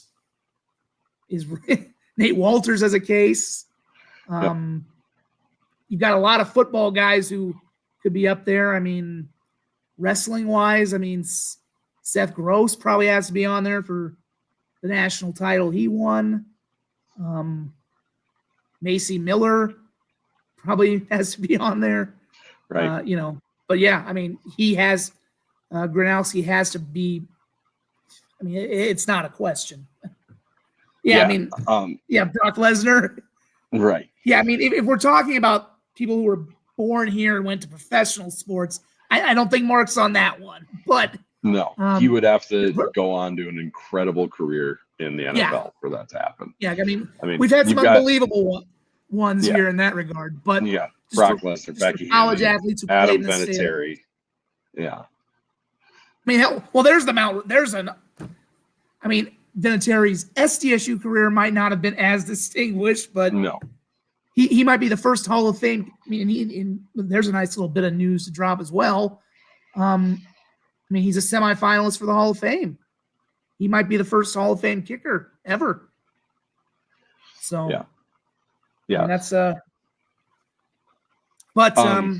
So I went through while you were talking earlier about Bauman and Mark, and because I was curious, because I was like, oh well, yeah, the FBS thing. We're comparing a season that SDSU didn't have an FBS game defensively, and then they did this year. So I compared the points per game where they're at now because I think Seth mentioned earlier that team was at 11.3 points per game going into the playoffs allowed per game. And right now this team is at 12.7. But if you take the FBS game out of it, according to my calculations, they're giving up 8.91 points per game against FCS competition, which is ridiculous. That being said, we're getting a bunch of seed questions as well. Matt Kroll asks, I think we can probably move on now to the rest of the bracket for sure. Does money in attendance have anything to do with seeding tomorrow? Only if the team name, if Montana was on the edge, like they're on the edge of, 9 and 8, and they're going up against somebody like, I don't know, somebody who doesn't historically draw well, they might flip those just for that. We've seen Montana get rules bent before to get in. I know, Austin says seeding's supposed to be the best 16 teams regardless of attendance or bids. We saw semi recently that it went from D2 games essentially don't count to, well, they count, but it'll be held against you if it's close, sort of thing, for Montana. So if I'm looking for my top 8 seeds, I'm not going to bet on this, Brian. I know you love to gamble. I'm not betting on it. If I had to go with seeds and you put a gun to my head, I'd probably go Montana State 1, NDSU 2, SDSU 3, USD 4. I could see an argument for putting UC Davis 4, but I think UC Davis gets a 5. I think Mercer will be the 6. I think they deserve the 6. Then I would have Idaho 7, and then that 8 seed. I mean, that's a sticky one. Double check. I want to look up too. I could see him doing Incarnate Word as the 8 seed. So I'll put Incarnate Word as my 8 seed just because they had them on there, even though they've had some not inspiring performances of late. This committee historically just has a thing for seeding teams like that when maybe there are more deserving resumes. That, and I'm pretty biased against the CAA. I'm pretty just sickened by what they did with their schedule to try to maximize the number of playoff seeds. So I guess that'll be my 8. I would go Montana State, NDSU, SDSU, USD, Davis, Mercer, Idaho, Incarnate Word for my top 8 seeds. I'm not going to do the top 16 because my head cannot not work on that. The one thing I want to look, I gotta refresh, find what it was, because I know I screen capped it, but I can't find it because we're looking at all these projections. I want to see. I gotta find the screen cap for what was when we had the top 10 release from the committee when that came out. Oh, geez. Yeah. Sam Herder's feed, you'd probably find that on. It's been a little while. On one hand, it's been a little while because I do feel like we need to keep in mind because we're all speculating, but that's the only concrete thing we've actually gotten because those are the people that are going to decide this. So, and maybe that's the one thing I'm kind of, from where we live in the world right now, and obviously most of us, but we do have a lot of FCS people are maybe still tuning on, so I can't just look at our Dakotas and Montana's perspective. There is. So we got 48 people on the FCS Fans Nation network. So now I will say we even got Jacksonville State fans jumping on here. So they must be jonesing for the playoff fix, boys. The Boca Raton Bowl doesn't quite do it anymore. It doesn't quite do you. God, CSU's about to. I know the feeling, guys. I'm about to watch my alma mater piss away a chance to go play in the conference. Technically it's not done yet, but they're down. Unless you found it already. No, Brian, the text you're talking about, Brian, was the screenshot of the resumes. He's looking for the top 10 the committee released back in October. God, it's just tough to. So, Matt, and I'll address this question maybe while you look for that. If SDSU dropped 2, why doesn't NDSU drop 2? That is a very slot one other thing mindset. One thing to note, although this does not mean anything toward the seeding, the AQ, the automatic qualifier, does go to SDSU. Yes. Now it's a complicated tie-break process. That does not mean they're going to get the higher seed automatically. Right. Seeding is up to the committee, but technically the automatic qualifier for the conference does go to SDSU. So there's that. Let's put that into the ether. So yes, and I could see, because it's happened before with the AQ. It's happened many times where the AQ's gotten a lower seed than another team in their conference. Happens all the time. I could see that theoretically being a factor with how close it is, but I really don't think it is. But Matt says, if SDSU dropped 2, why doesn't NDSU drop 2? That is a slot voting mindset. Just because you lost doesn't mean you have to drop. It really doesn't. Just because you've got to look, we're at the end of the season here. Does head-to-head matter? Yes. But if you're in a scenario that we're in where you've got a 3-way circle of death with the 2 other teams that have identical records as you, and all 3 of you lost to each other, that nullifies it. In my opinion, it doesn't matter. They all lost in similar fashion. I think every game was just as close as the other. I know, they went to overtime in Brookings. Yeah, they did. But guess what? Is that any less close than losing in a half minute? It just means the points happen to line up in the last minute for it to be a tie to go into overtime. In my opinion, a game that's decided in the last minute can be just as close as a game that is decided in overtime. The points just happen to line up differently. Like, you couldn't score 5 points, to tie, like for the SDSU, the marker game, to be tied at the end. There's no 5-point football play. They're similar at minimum. They're very similar games. Now I see Jim has it, and I do have the screenshot I took now. So this was the committee's release on October 30th. It's the only one. 1 was NDSU, 2 was Montana State, 3 was SDSU, 4 was USD, 5 was UC Davis. Now, just for this particular point I'm going to make, I'm going to use those 5. We can get into the back half of that, the top 8. It went top 10. Just for this particular point I want to make about the way that the top 5 is going to shake, I want to make this point. Do we really believe, I could see NDSU being the 2 seed. Because we've gone over this. The resume, I still think you could make that argument that them sliding down to the 2 is technically a punishment because they were the 1. Now they're down to the 2. That is technically a punishment, even though, as we say, if you're the 1 or the 2, it doesn't really matter because you get home field throughout. Maybe you're in the tougher bracket, but 1 or the 2 is you get to stay home throughout. But to lose a game like that, and then the fact that 3 and 4 don't move at all when you lose a game like that, I just don't know that jives. It's something you had said a few times, like, man, can you really have a game like that where if they lose, nothing happens? So that's why I do wonder whether it's, again, as we've said all along, anybody who pretends to know is blowing smoke up a body cavity. But this is why I could see SDSU moving to 2.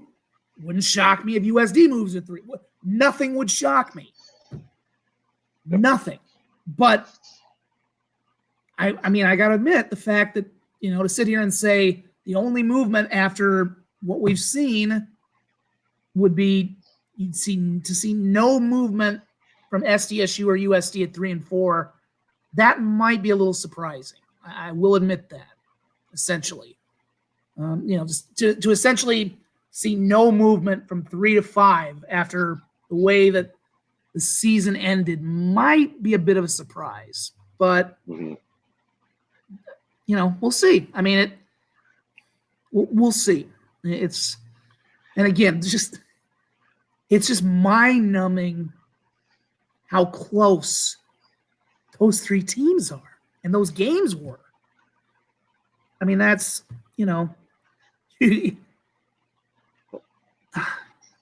I don't know that we'll ever see a race. We'll see what happens in the playoffs. But that's a different deal. I'm trying. I'm a professional broadcaster. I don't want to have something that's going to come back and maybe get me fired.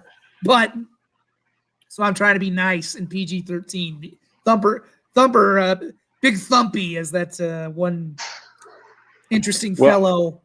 So Brian says, does resume matter? Then no, resume does matter. But if you're really looking at it, like even what you sent me, Brian, from Sam Herder's text of, if you look at SDSU and NDSU together, because I think the general consensus is that the trifecta wipes out head to head.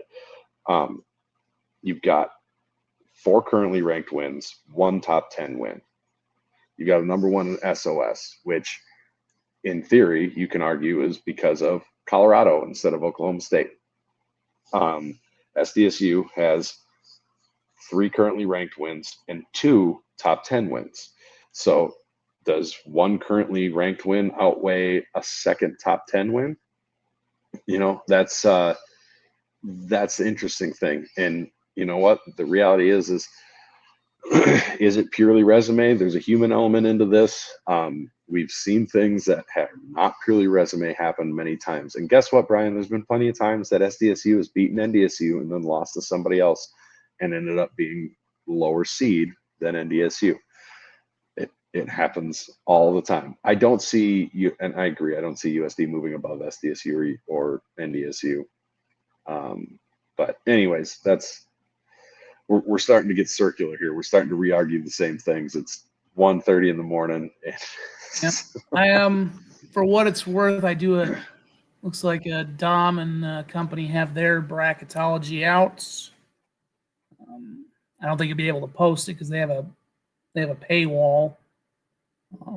But it looks like I have a subscription to the forum because that's let's part go of ahead and do that. Yeah, the Sioux Falls Live subscription, just so people know, because we love our good buddy Matt Zimmer. If you have a Sioux Falls Live subscription, you also have a forum subscription. So I'll see if I can pull it up. If I'm reading this right, if you can pull it up. They've got NDSU. They shut the lights off on me. They might be trying to kick you out. I think they are. I think this is a sign. Well, if you have to go, we'll call it. We'll disappoint the masses. But their top 8 has obviously, at least we know the slam dunk number 1. Congrats, Bobcats. But their top 8 has NDSU number 2, SDSU 3, USD 4, Davis 5, Mercer 6, Idaho 7, and Richmond 8. So a little bit of a difference there. But and to be fair, one of the things they were actually, I'd listened to some of their shows, they had speculated that if they lost to USD, the Bison might go down to 4. So they've been all over them. That won't happen. But we have our fun with the media, the Fargo media. I think they think we probably don't like them or something. They've been in such a weird state already with the whole FBS thing, but they've legitimately had that. There you go. They've legitimately had, I think that just goes to show you that nobody really knows or has a firm handle on everything right now. Like I said, I do think overall resume, NDSU was the best team, at least of the 3 Valley teams throughout the year. And it did take a bit of a meltdown on their part to lose that game. It was a good game. I think USD was in it the whole way. But, they probably should have still won that game. So I don't know if you should punish them and drop them out of the 2, but it would not shock me if USD is not USD, if SDSU is the 2. And I would kind of enjoy the reactions from Fargo if obviously if they have to deal with the reality of coming down here. Kevin, yeah, I haven't seen one down a damn Richmond football either, because they can shove that Flow Sports up their ass, and if they want respect, they can get on a real goddamn network first. I went to the Daktronics Open last week before the women's game with Duke, which, by the way, that was a hell of an atmosphere last week. It's too bad they couldn't get the win, but kudos to all the Jacks fans who showed up. That was a hell of it. And, men's game, I think, was Southern Miss. I didn't get to go, but that was pretty fun, too. That was I was trying to get the results from Flow Sports because they were running the thing, and, their brackets set up for that tournament was terrible. I shot somebody's match, and I don't even know who it is, and it never aired because I couldn't figure out.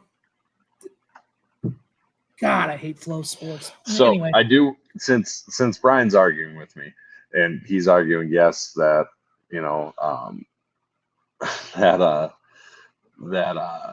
NDSU actually had 2 top 10 ranked wins. Now they are not now top 10 ranked wins, because I know that the other one he's referencing is because of this is because it was the UND game is what he's referenced. They were ranked in the top 10 at the time of that game, and I think we all knew that was a blowout. But I'm trying to find the recent stats poll here, and I guess I'm just coming up bupkis.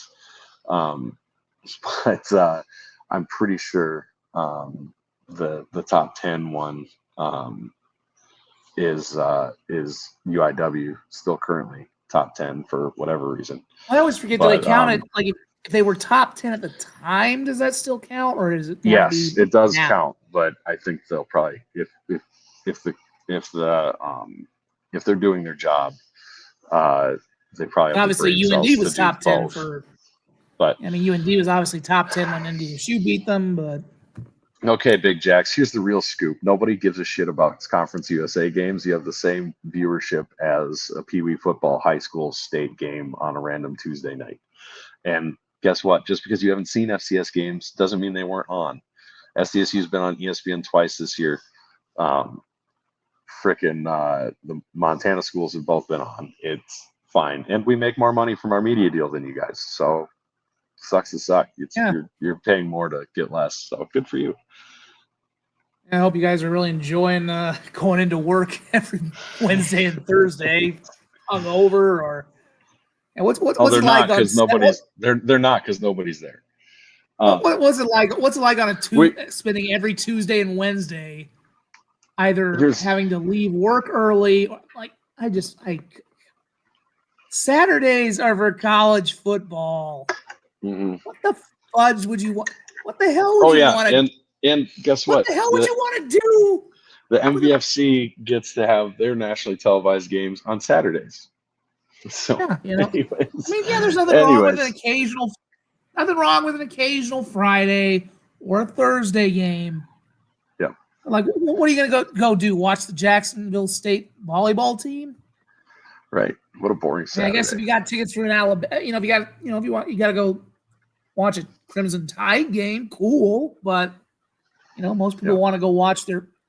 If you got pride for your school, you want to go tailgate, drink, party, whatever, the whole Saturday. Right. And then you get to sleep in the whole Sunday. But I guess if you're gonna play every single Tuesday and Wednesday, I guess, do you guys have jobs? They must really enjoy the fact that you don't work for an entire, Tuesday and Wednesday for about an entire month. I don't know. It's a stupid setup. Dumb. So it's not as God intended. We got the selection show tomorrow. Well, we don't. The selection show tomorrow is at 11. The 30. FCS Fans Nation, 11:30. FCS Fans Nation will have their show at 11. tomorrow you can hop on and watch the people who actually know FCS football talk about it with, instead of the talking heads that'll read a couple talking points. If you would like, it'll be on right here on the FFN YouTube channel. But I've got to cut this short. I've got a 9-hour drive tomorrow with 2 dogs, a kid, my neighbor, and my wife that we're going to leave at, and we're leaving the hotel at 6 a.m. And if anybody's gotten a hotel room together Zach, with an 8-month-old baby, that means I'm getting up at like 4:30. So I'm gonna hold off on that, and we'll boogie. We're gonna boogie. So yep, we'll be obviously we will not be here. Well, I think we can all reasonably ascertain that SDSU will not be playing next week.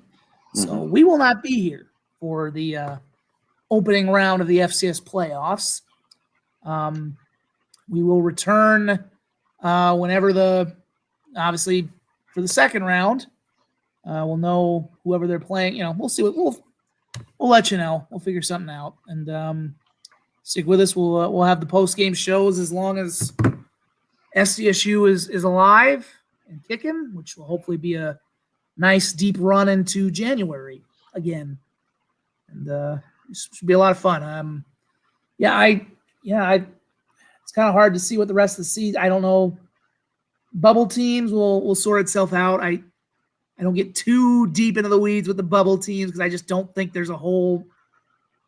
I don't know. I just don't really feel like there's somebody at that bottom of the bubble who's going to make an unprecedented run. It really feels like there's 4 teams. Maybe Davis can be the 5th, but if it's not 2 of those 4 out of the Dakotas and Montana State, it would be a shock. But thanks either way, guys. Yeah, thanks for joining us all year long on our regular season long on our second post-game show. Thanks to Cubbies and Jackrabbit Central for sponsoring us. We've had a lot of fun keeping you up late, occasionally keeping you on a Saturday, depending on our wacky-ass schedules. And we look forward to doing this in the postseason. It's been even more fun than probably last year because we as fun as last year was, this year we anticipated this. We've had even more twists and turns. It has been a fun season. I'm glad we did it another year. Kevin, I'm not following your bait. I've seen your troll posts fishing too many times. I'm not falling for your bait. But in all sincerity, thank you. I really, really appreciate everyone today who came up and said they were looking forward to the show tonight. Looking forward to us talk about this, giving me a hard time about going for 3 hours tonight, even though we're going for 2 again, because that's just what we do. Craig and Alan and all those people that I met. I apologize. We didn't have the best on the bubble end of this. Obviously, Big Thumpy is a little tired and a little wired, and I'm exhausted. It's been a long day for Borg. We give you the best that we can, and we have a lot of fun. We get interactive, and it's been cool. I mean, we had Quentin Hicks aboard, the mayor of Vermilion. Yes, this was a good back. one, man. It was a fun one. This was great.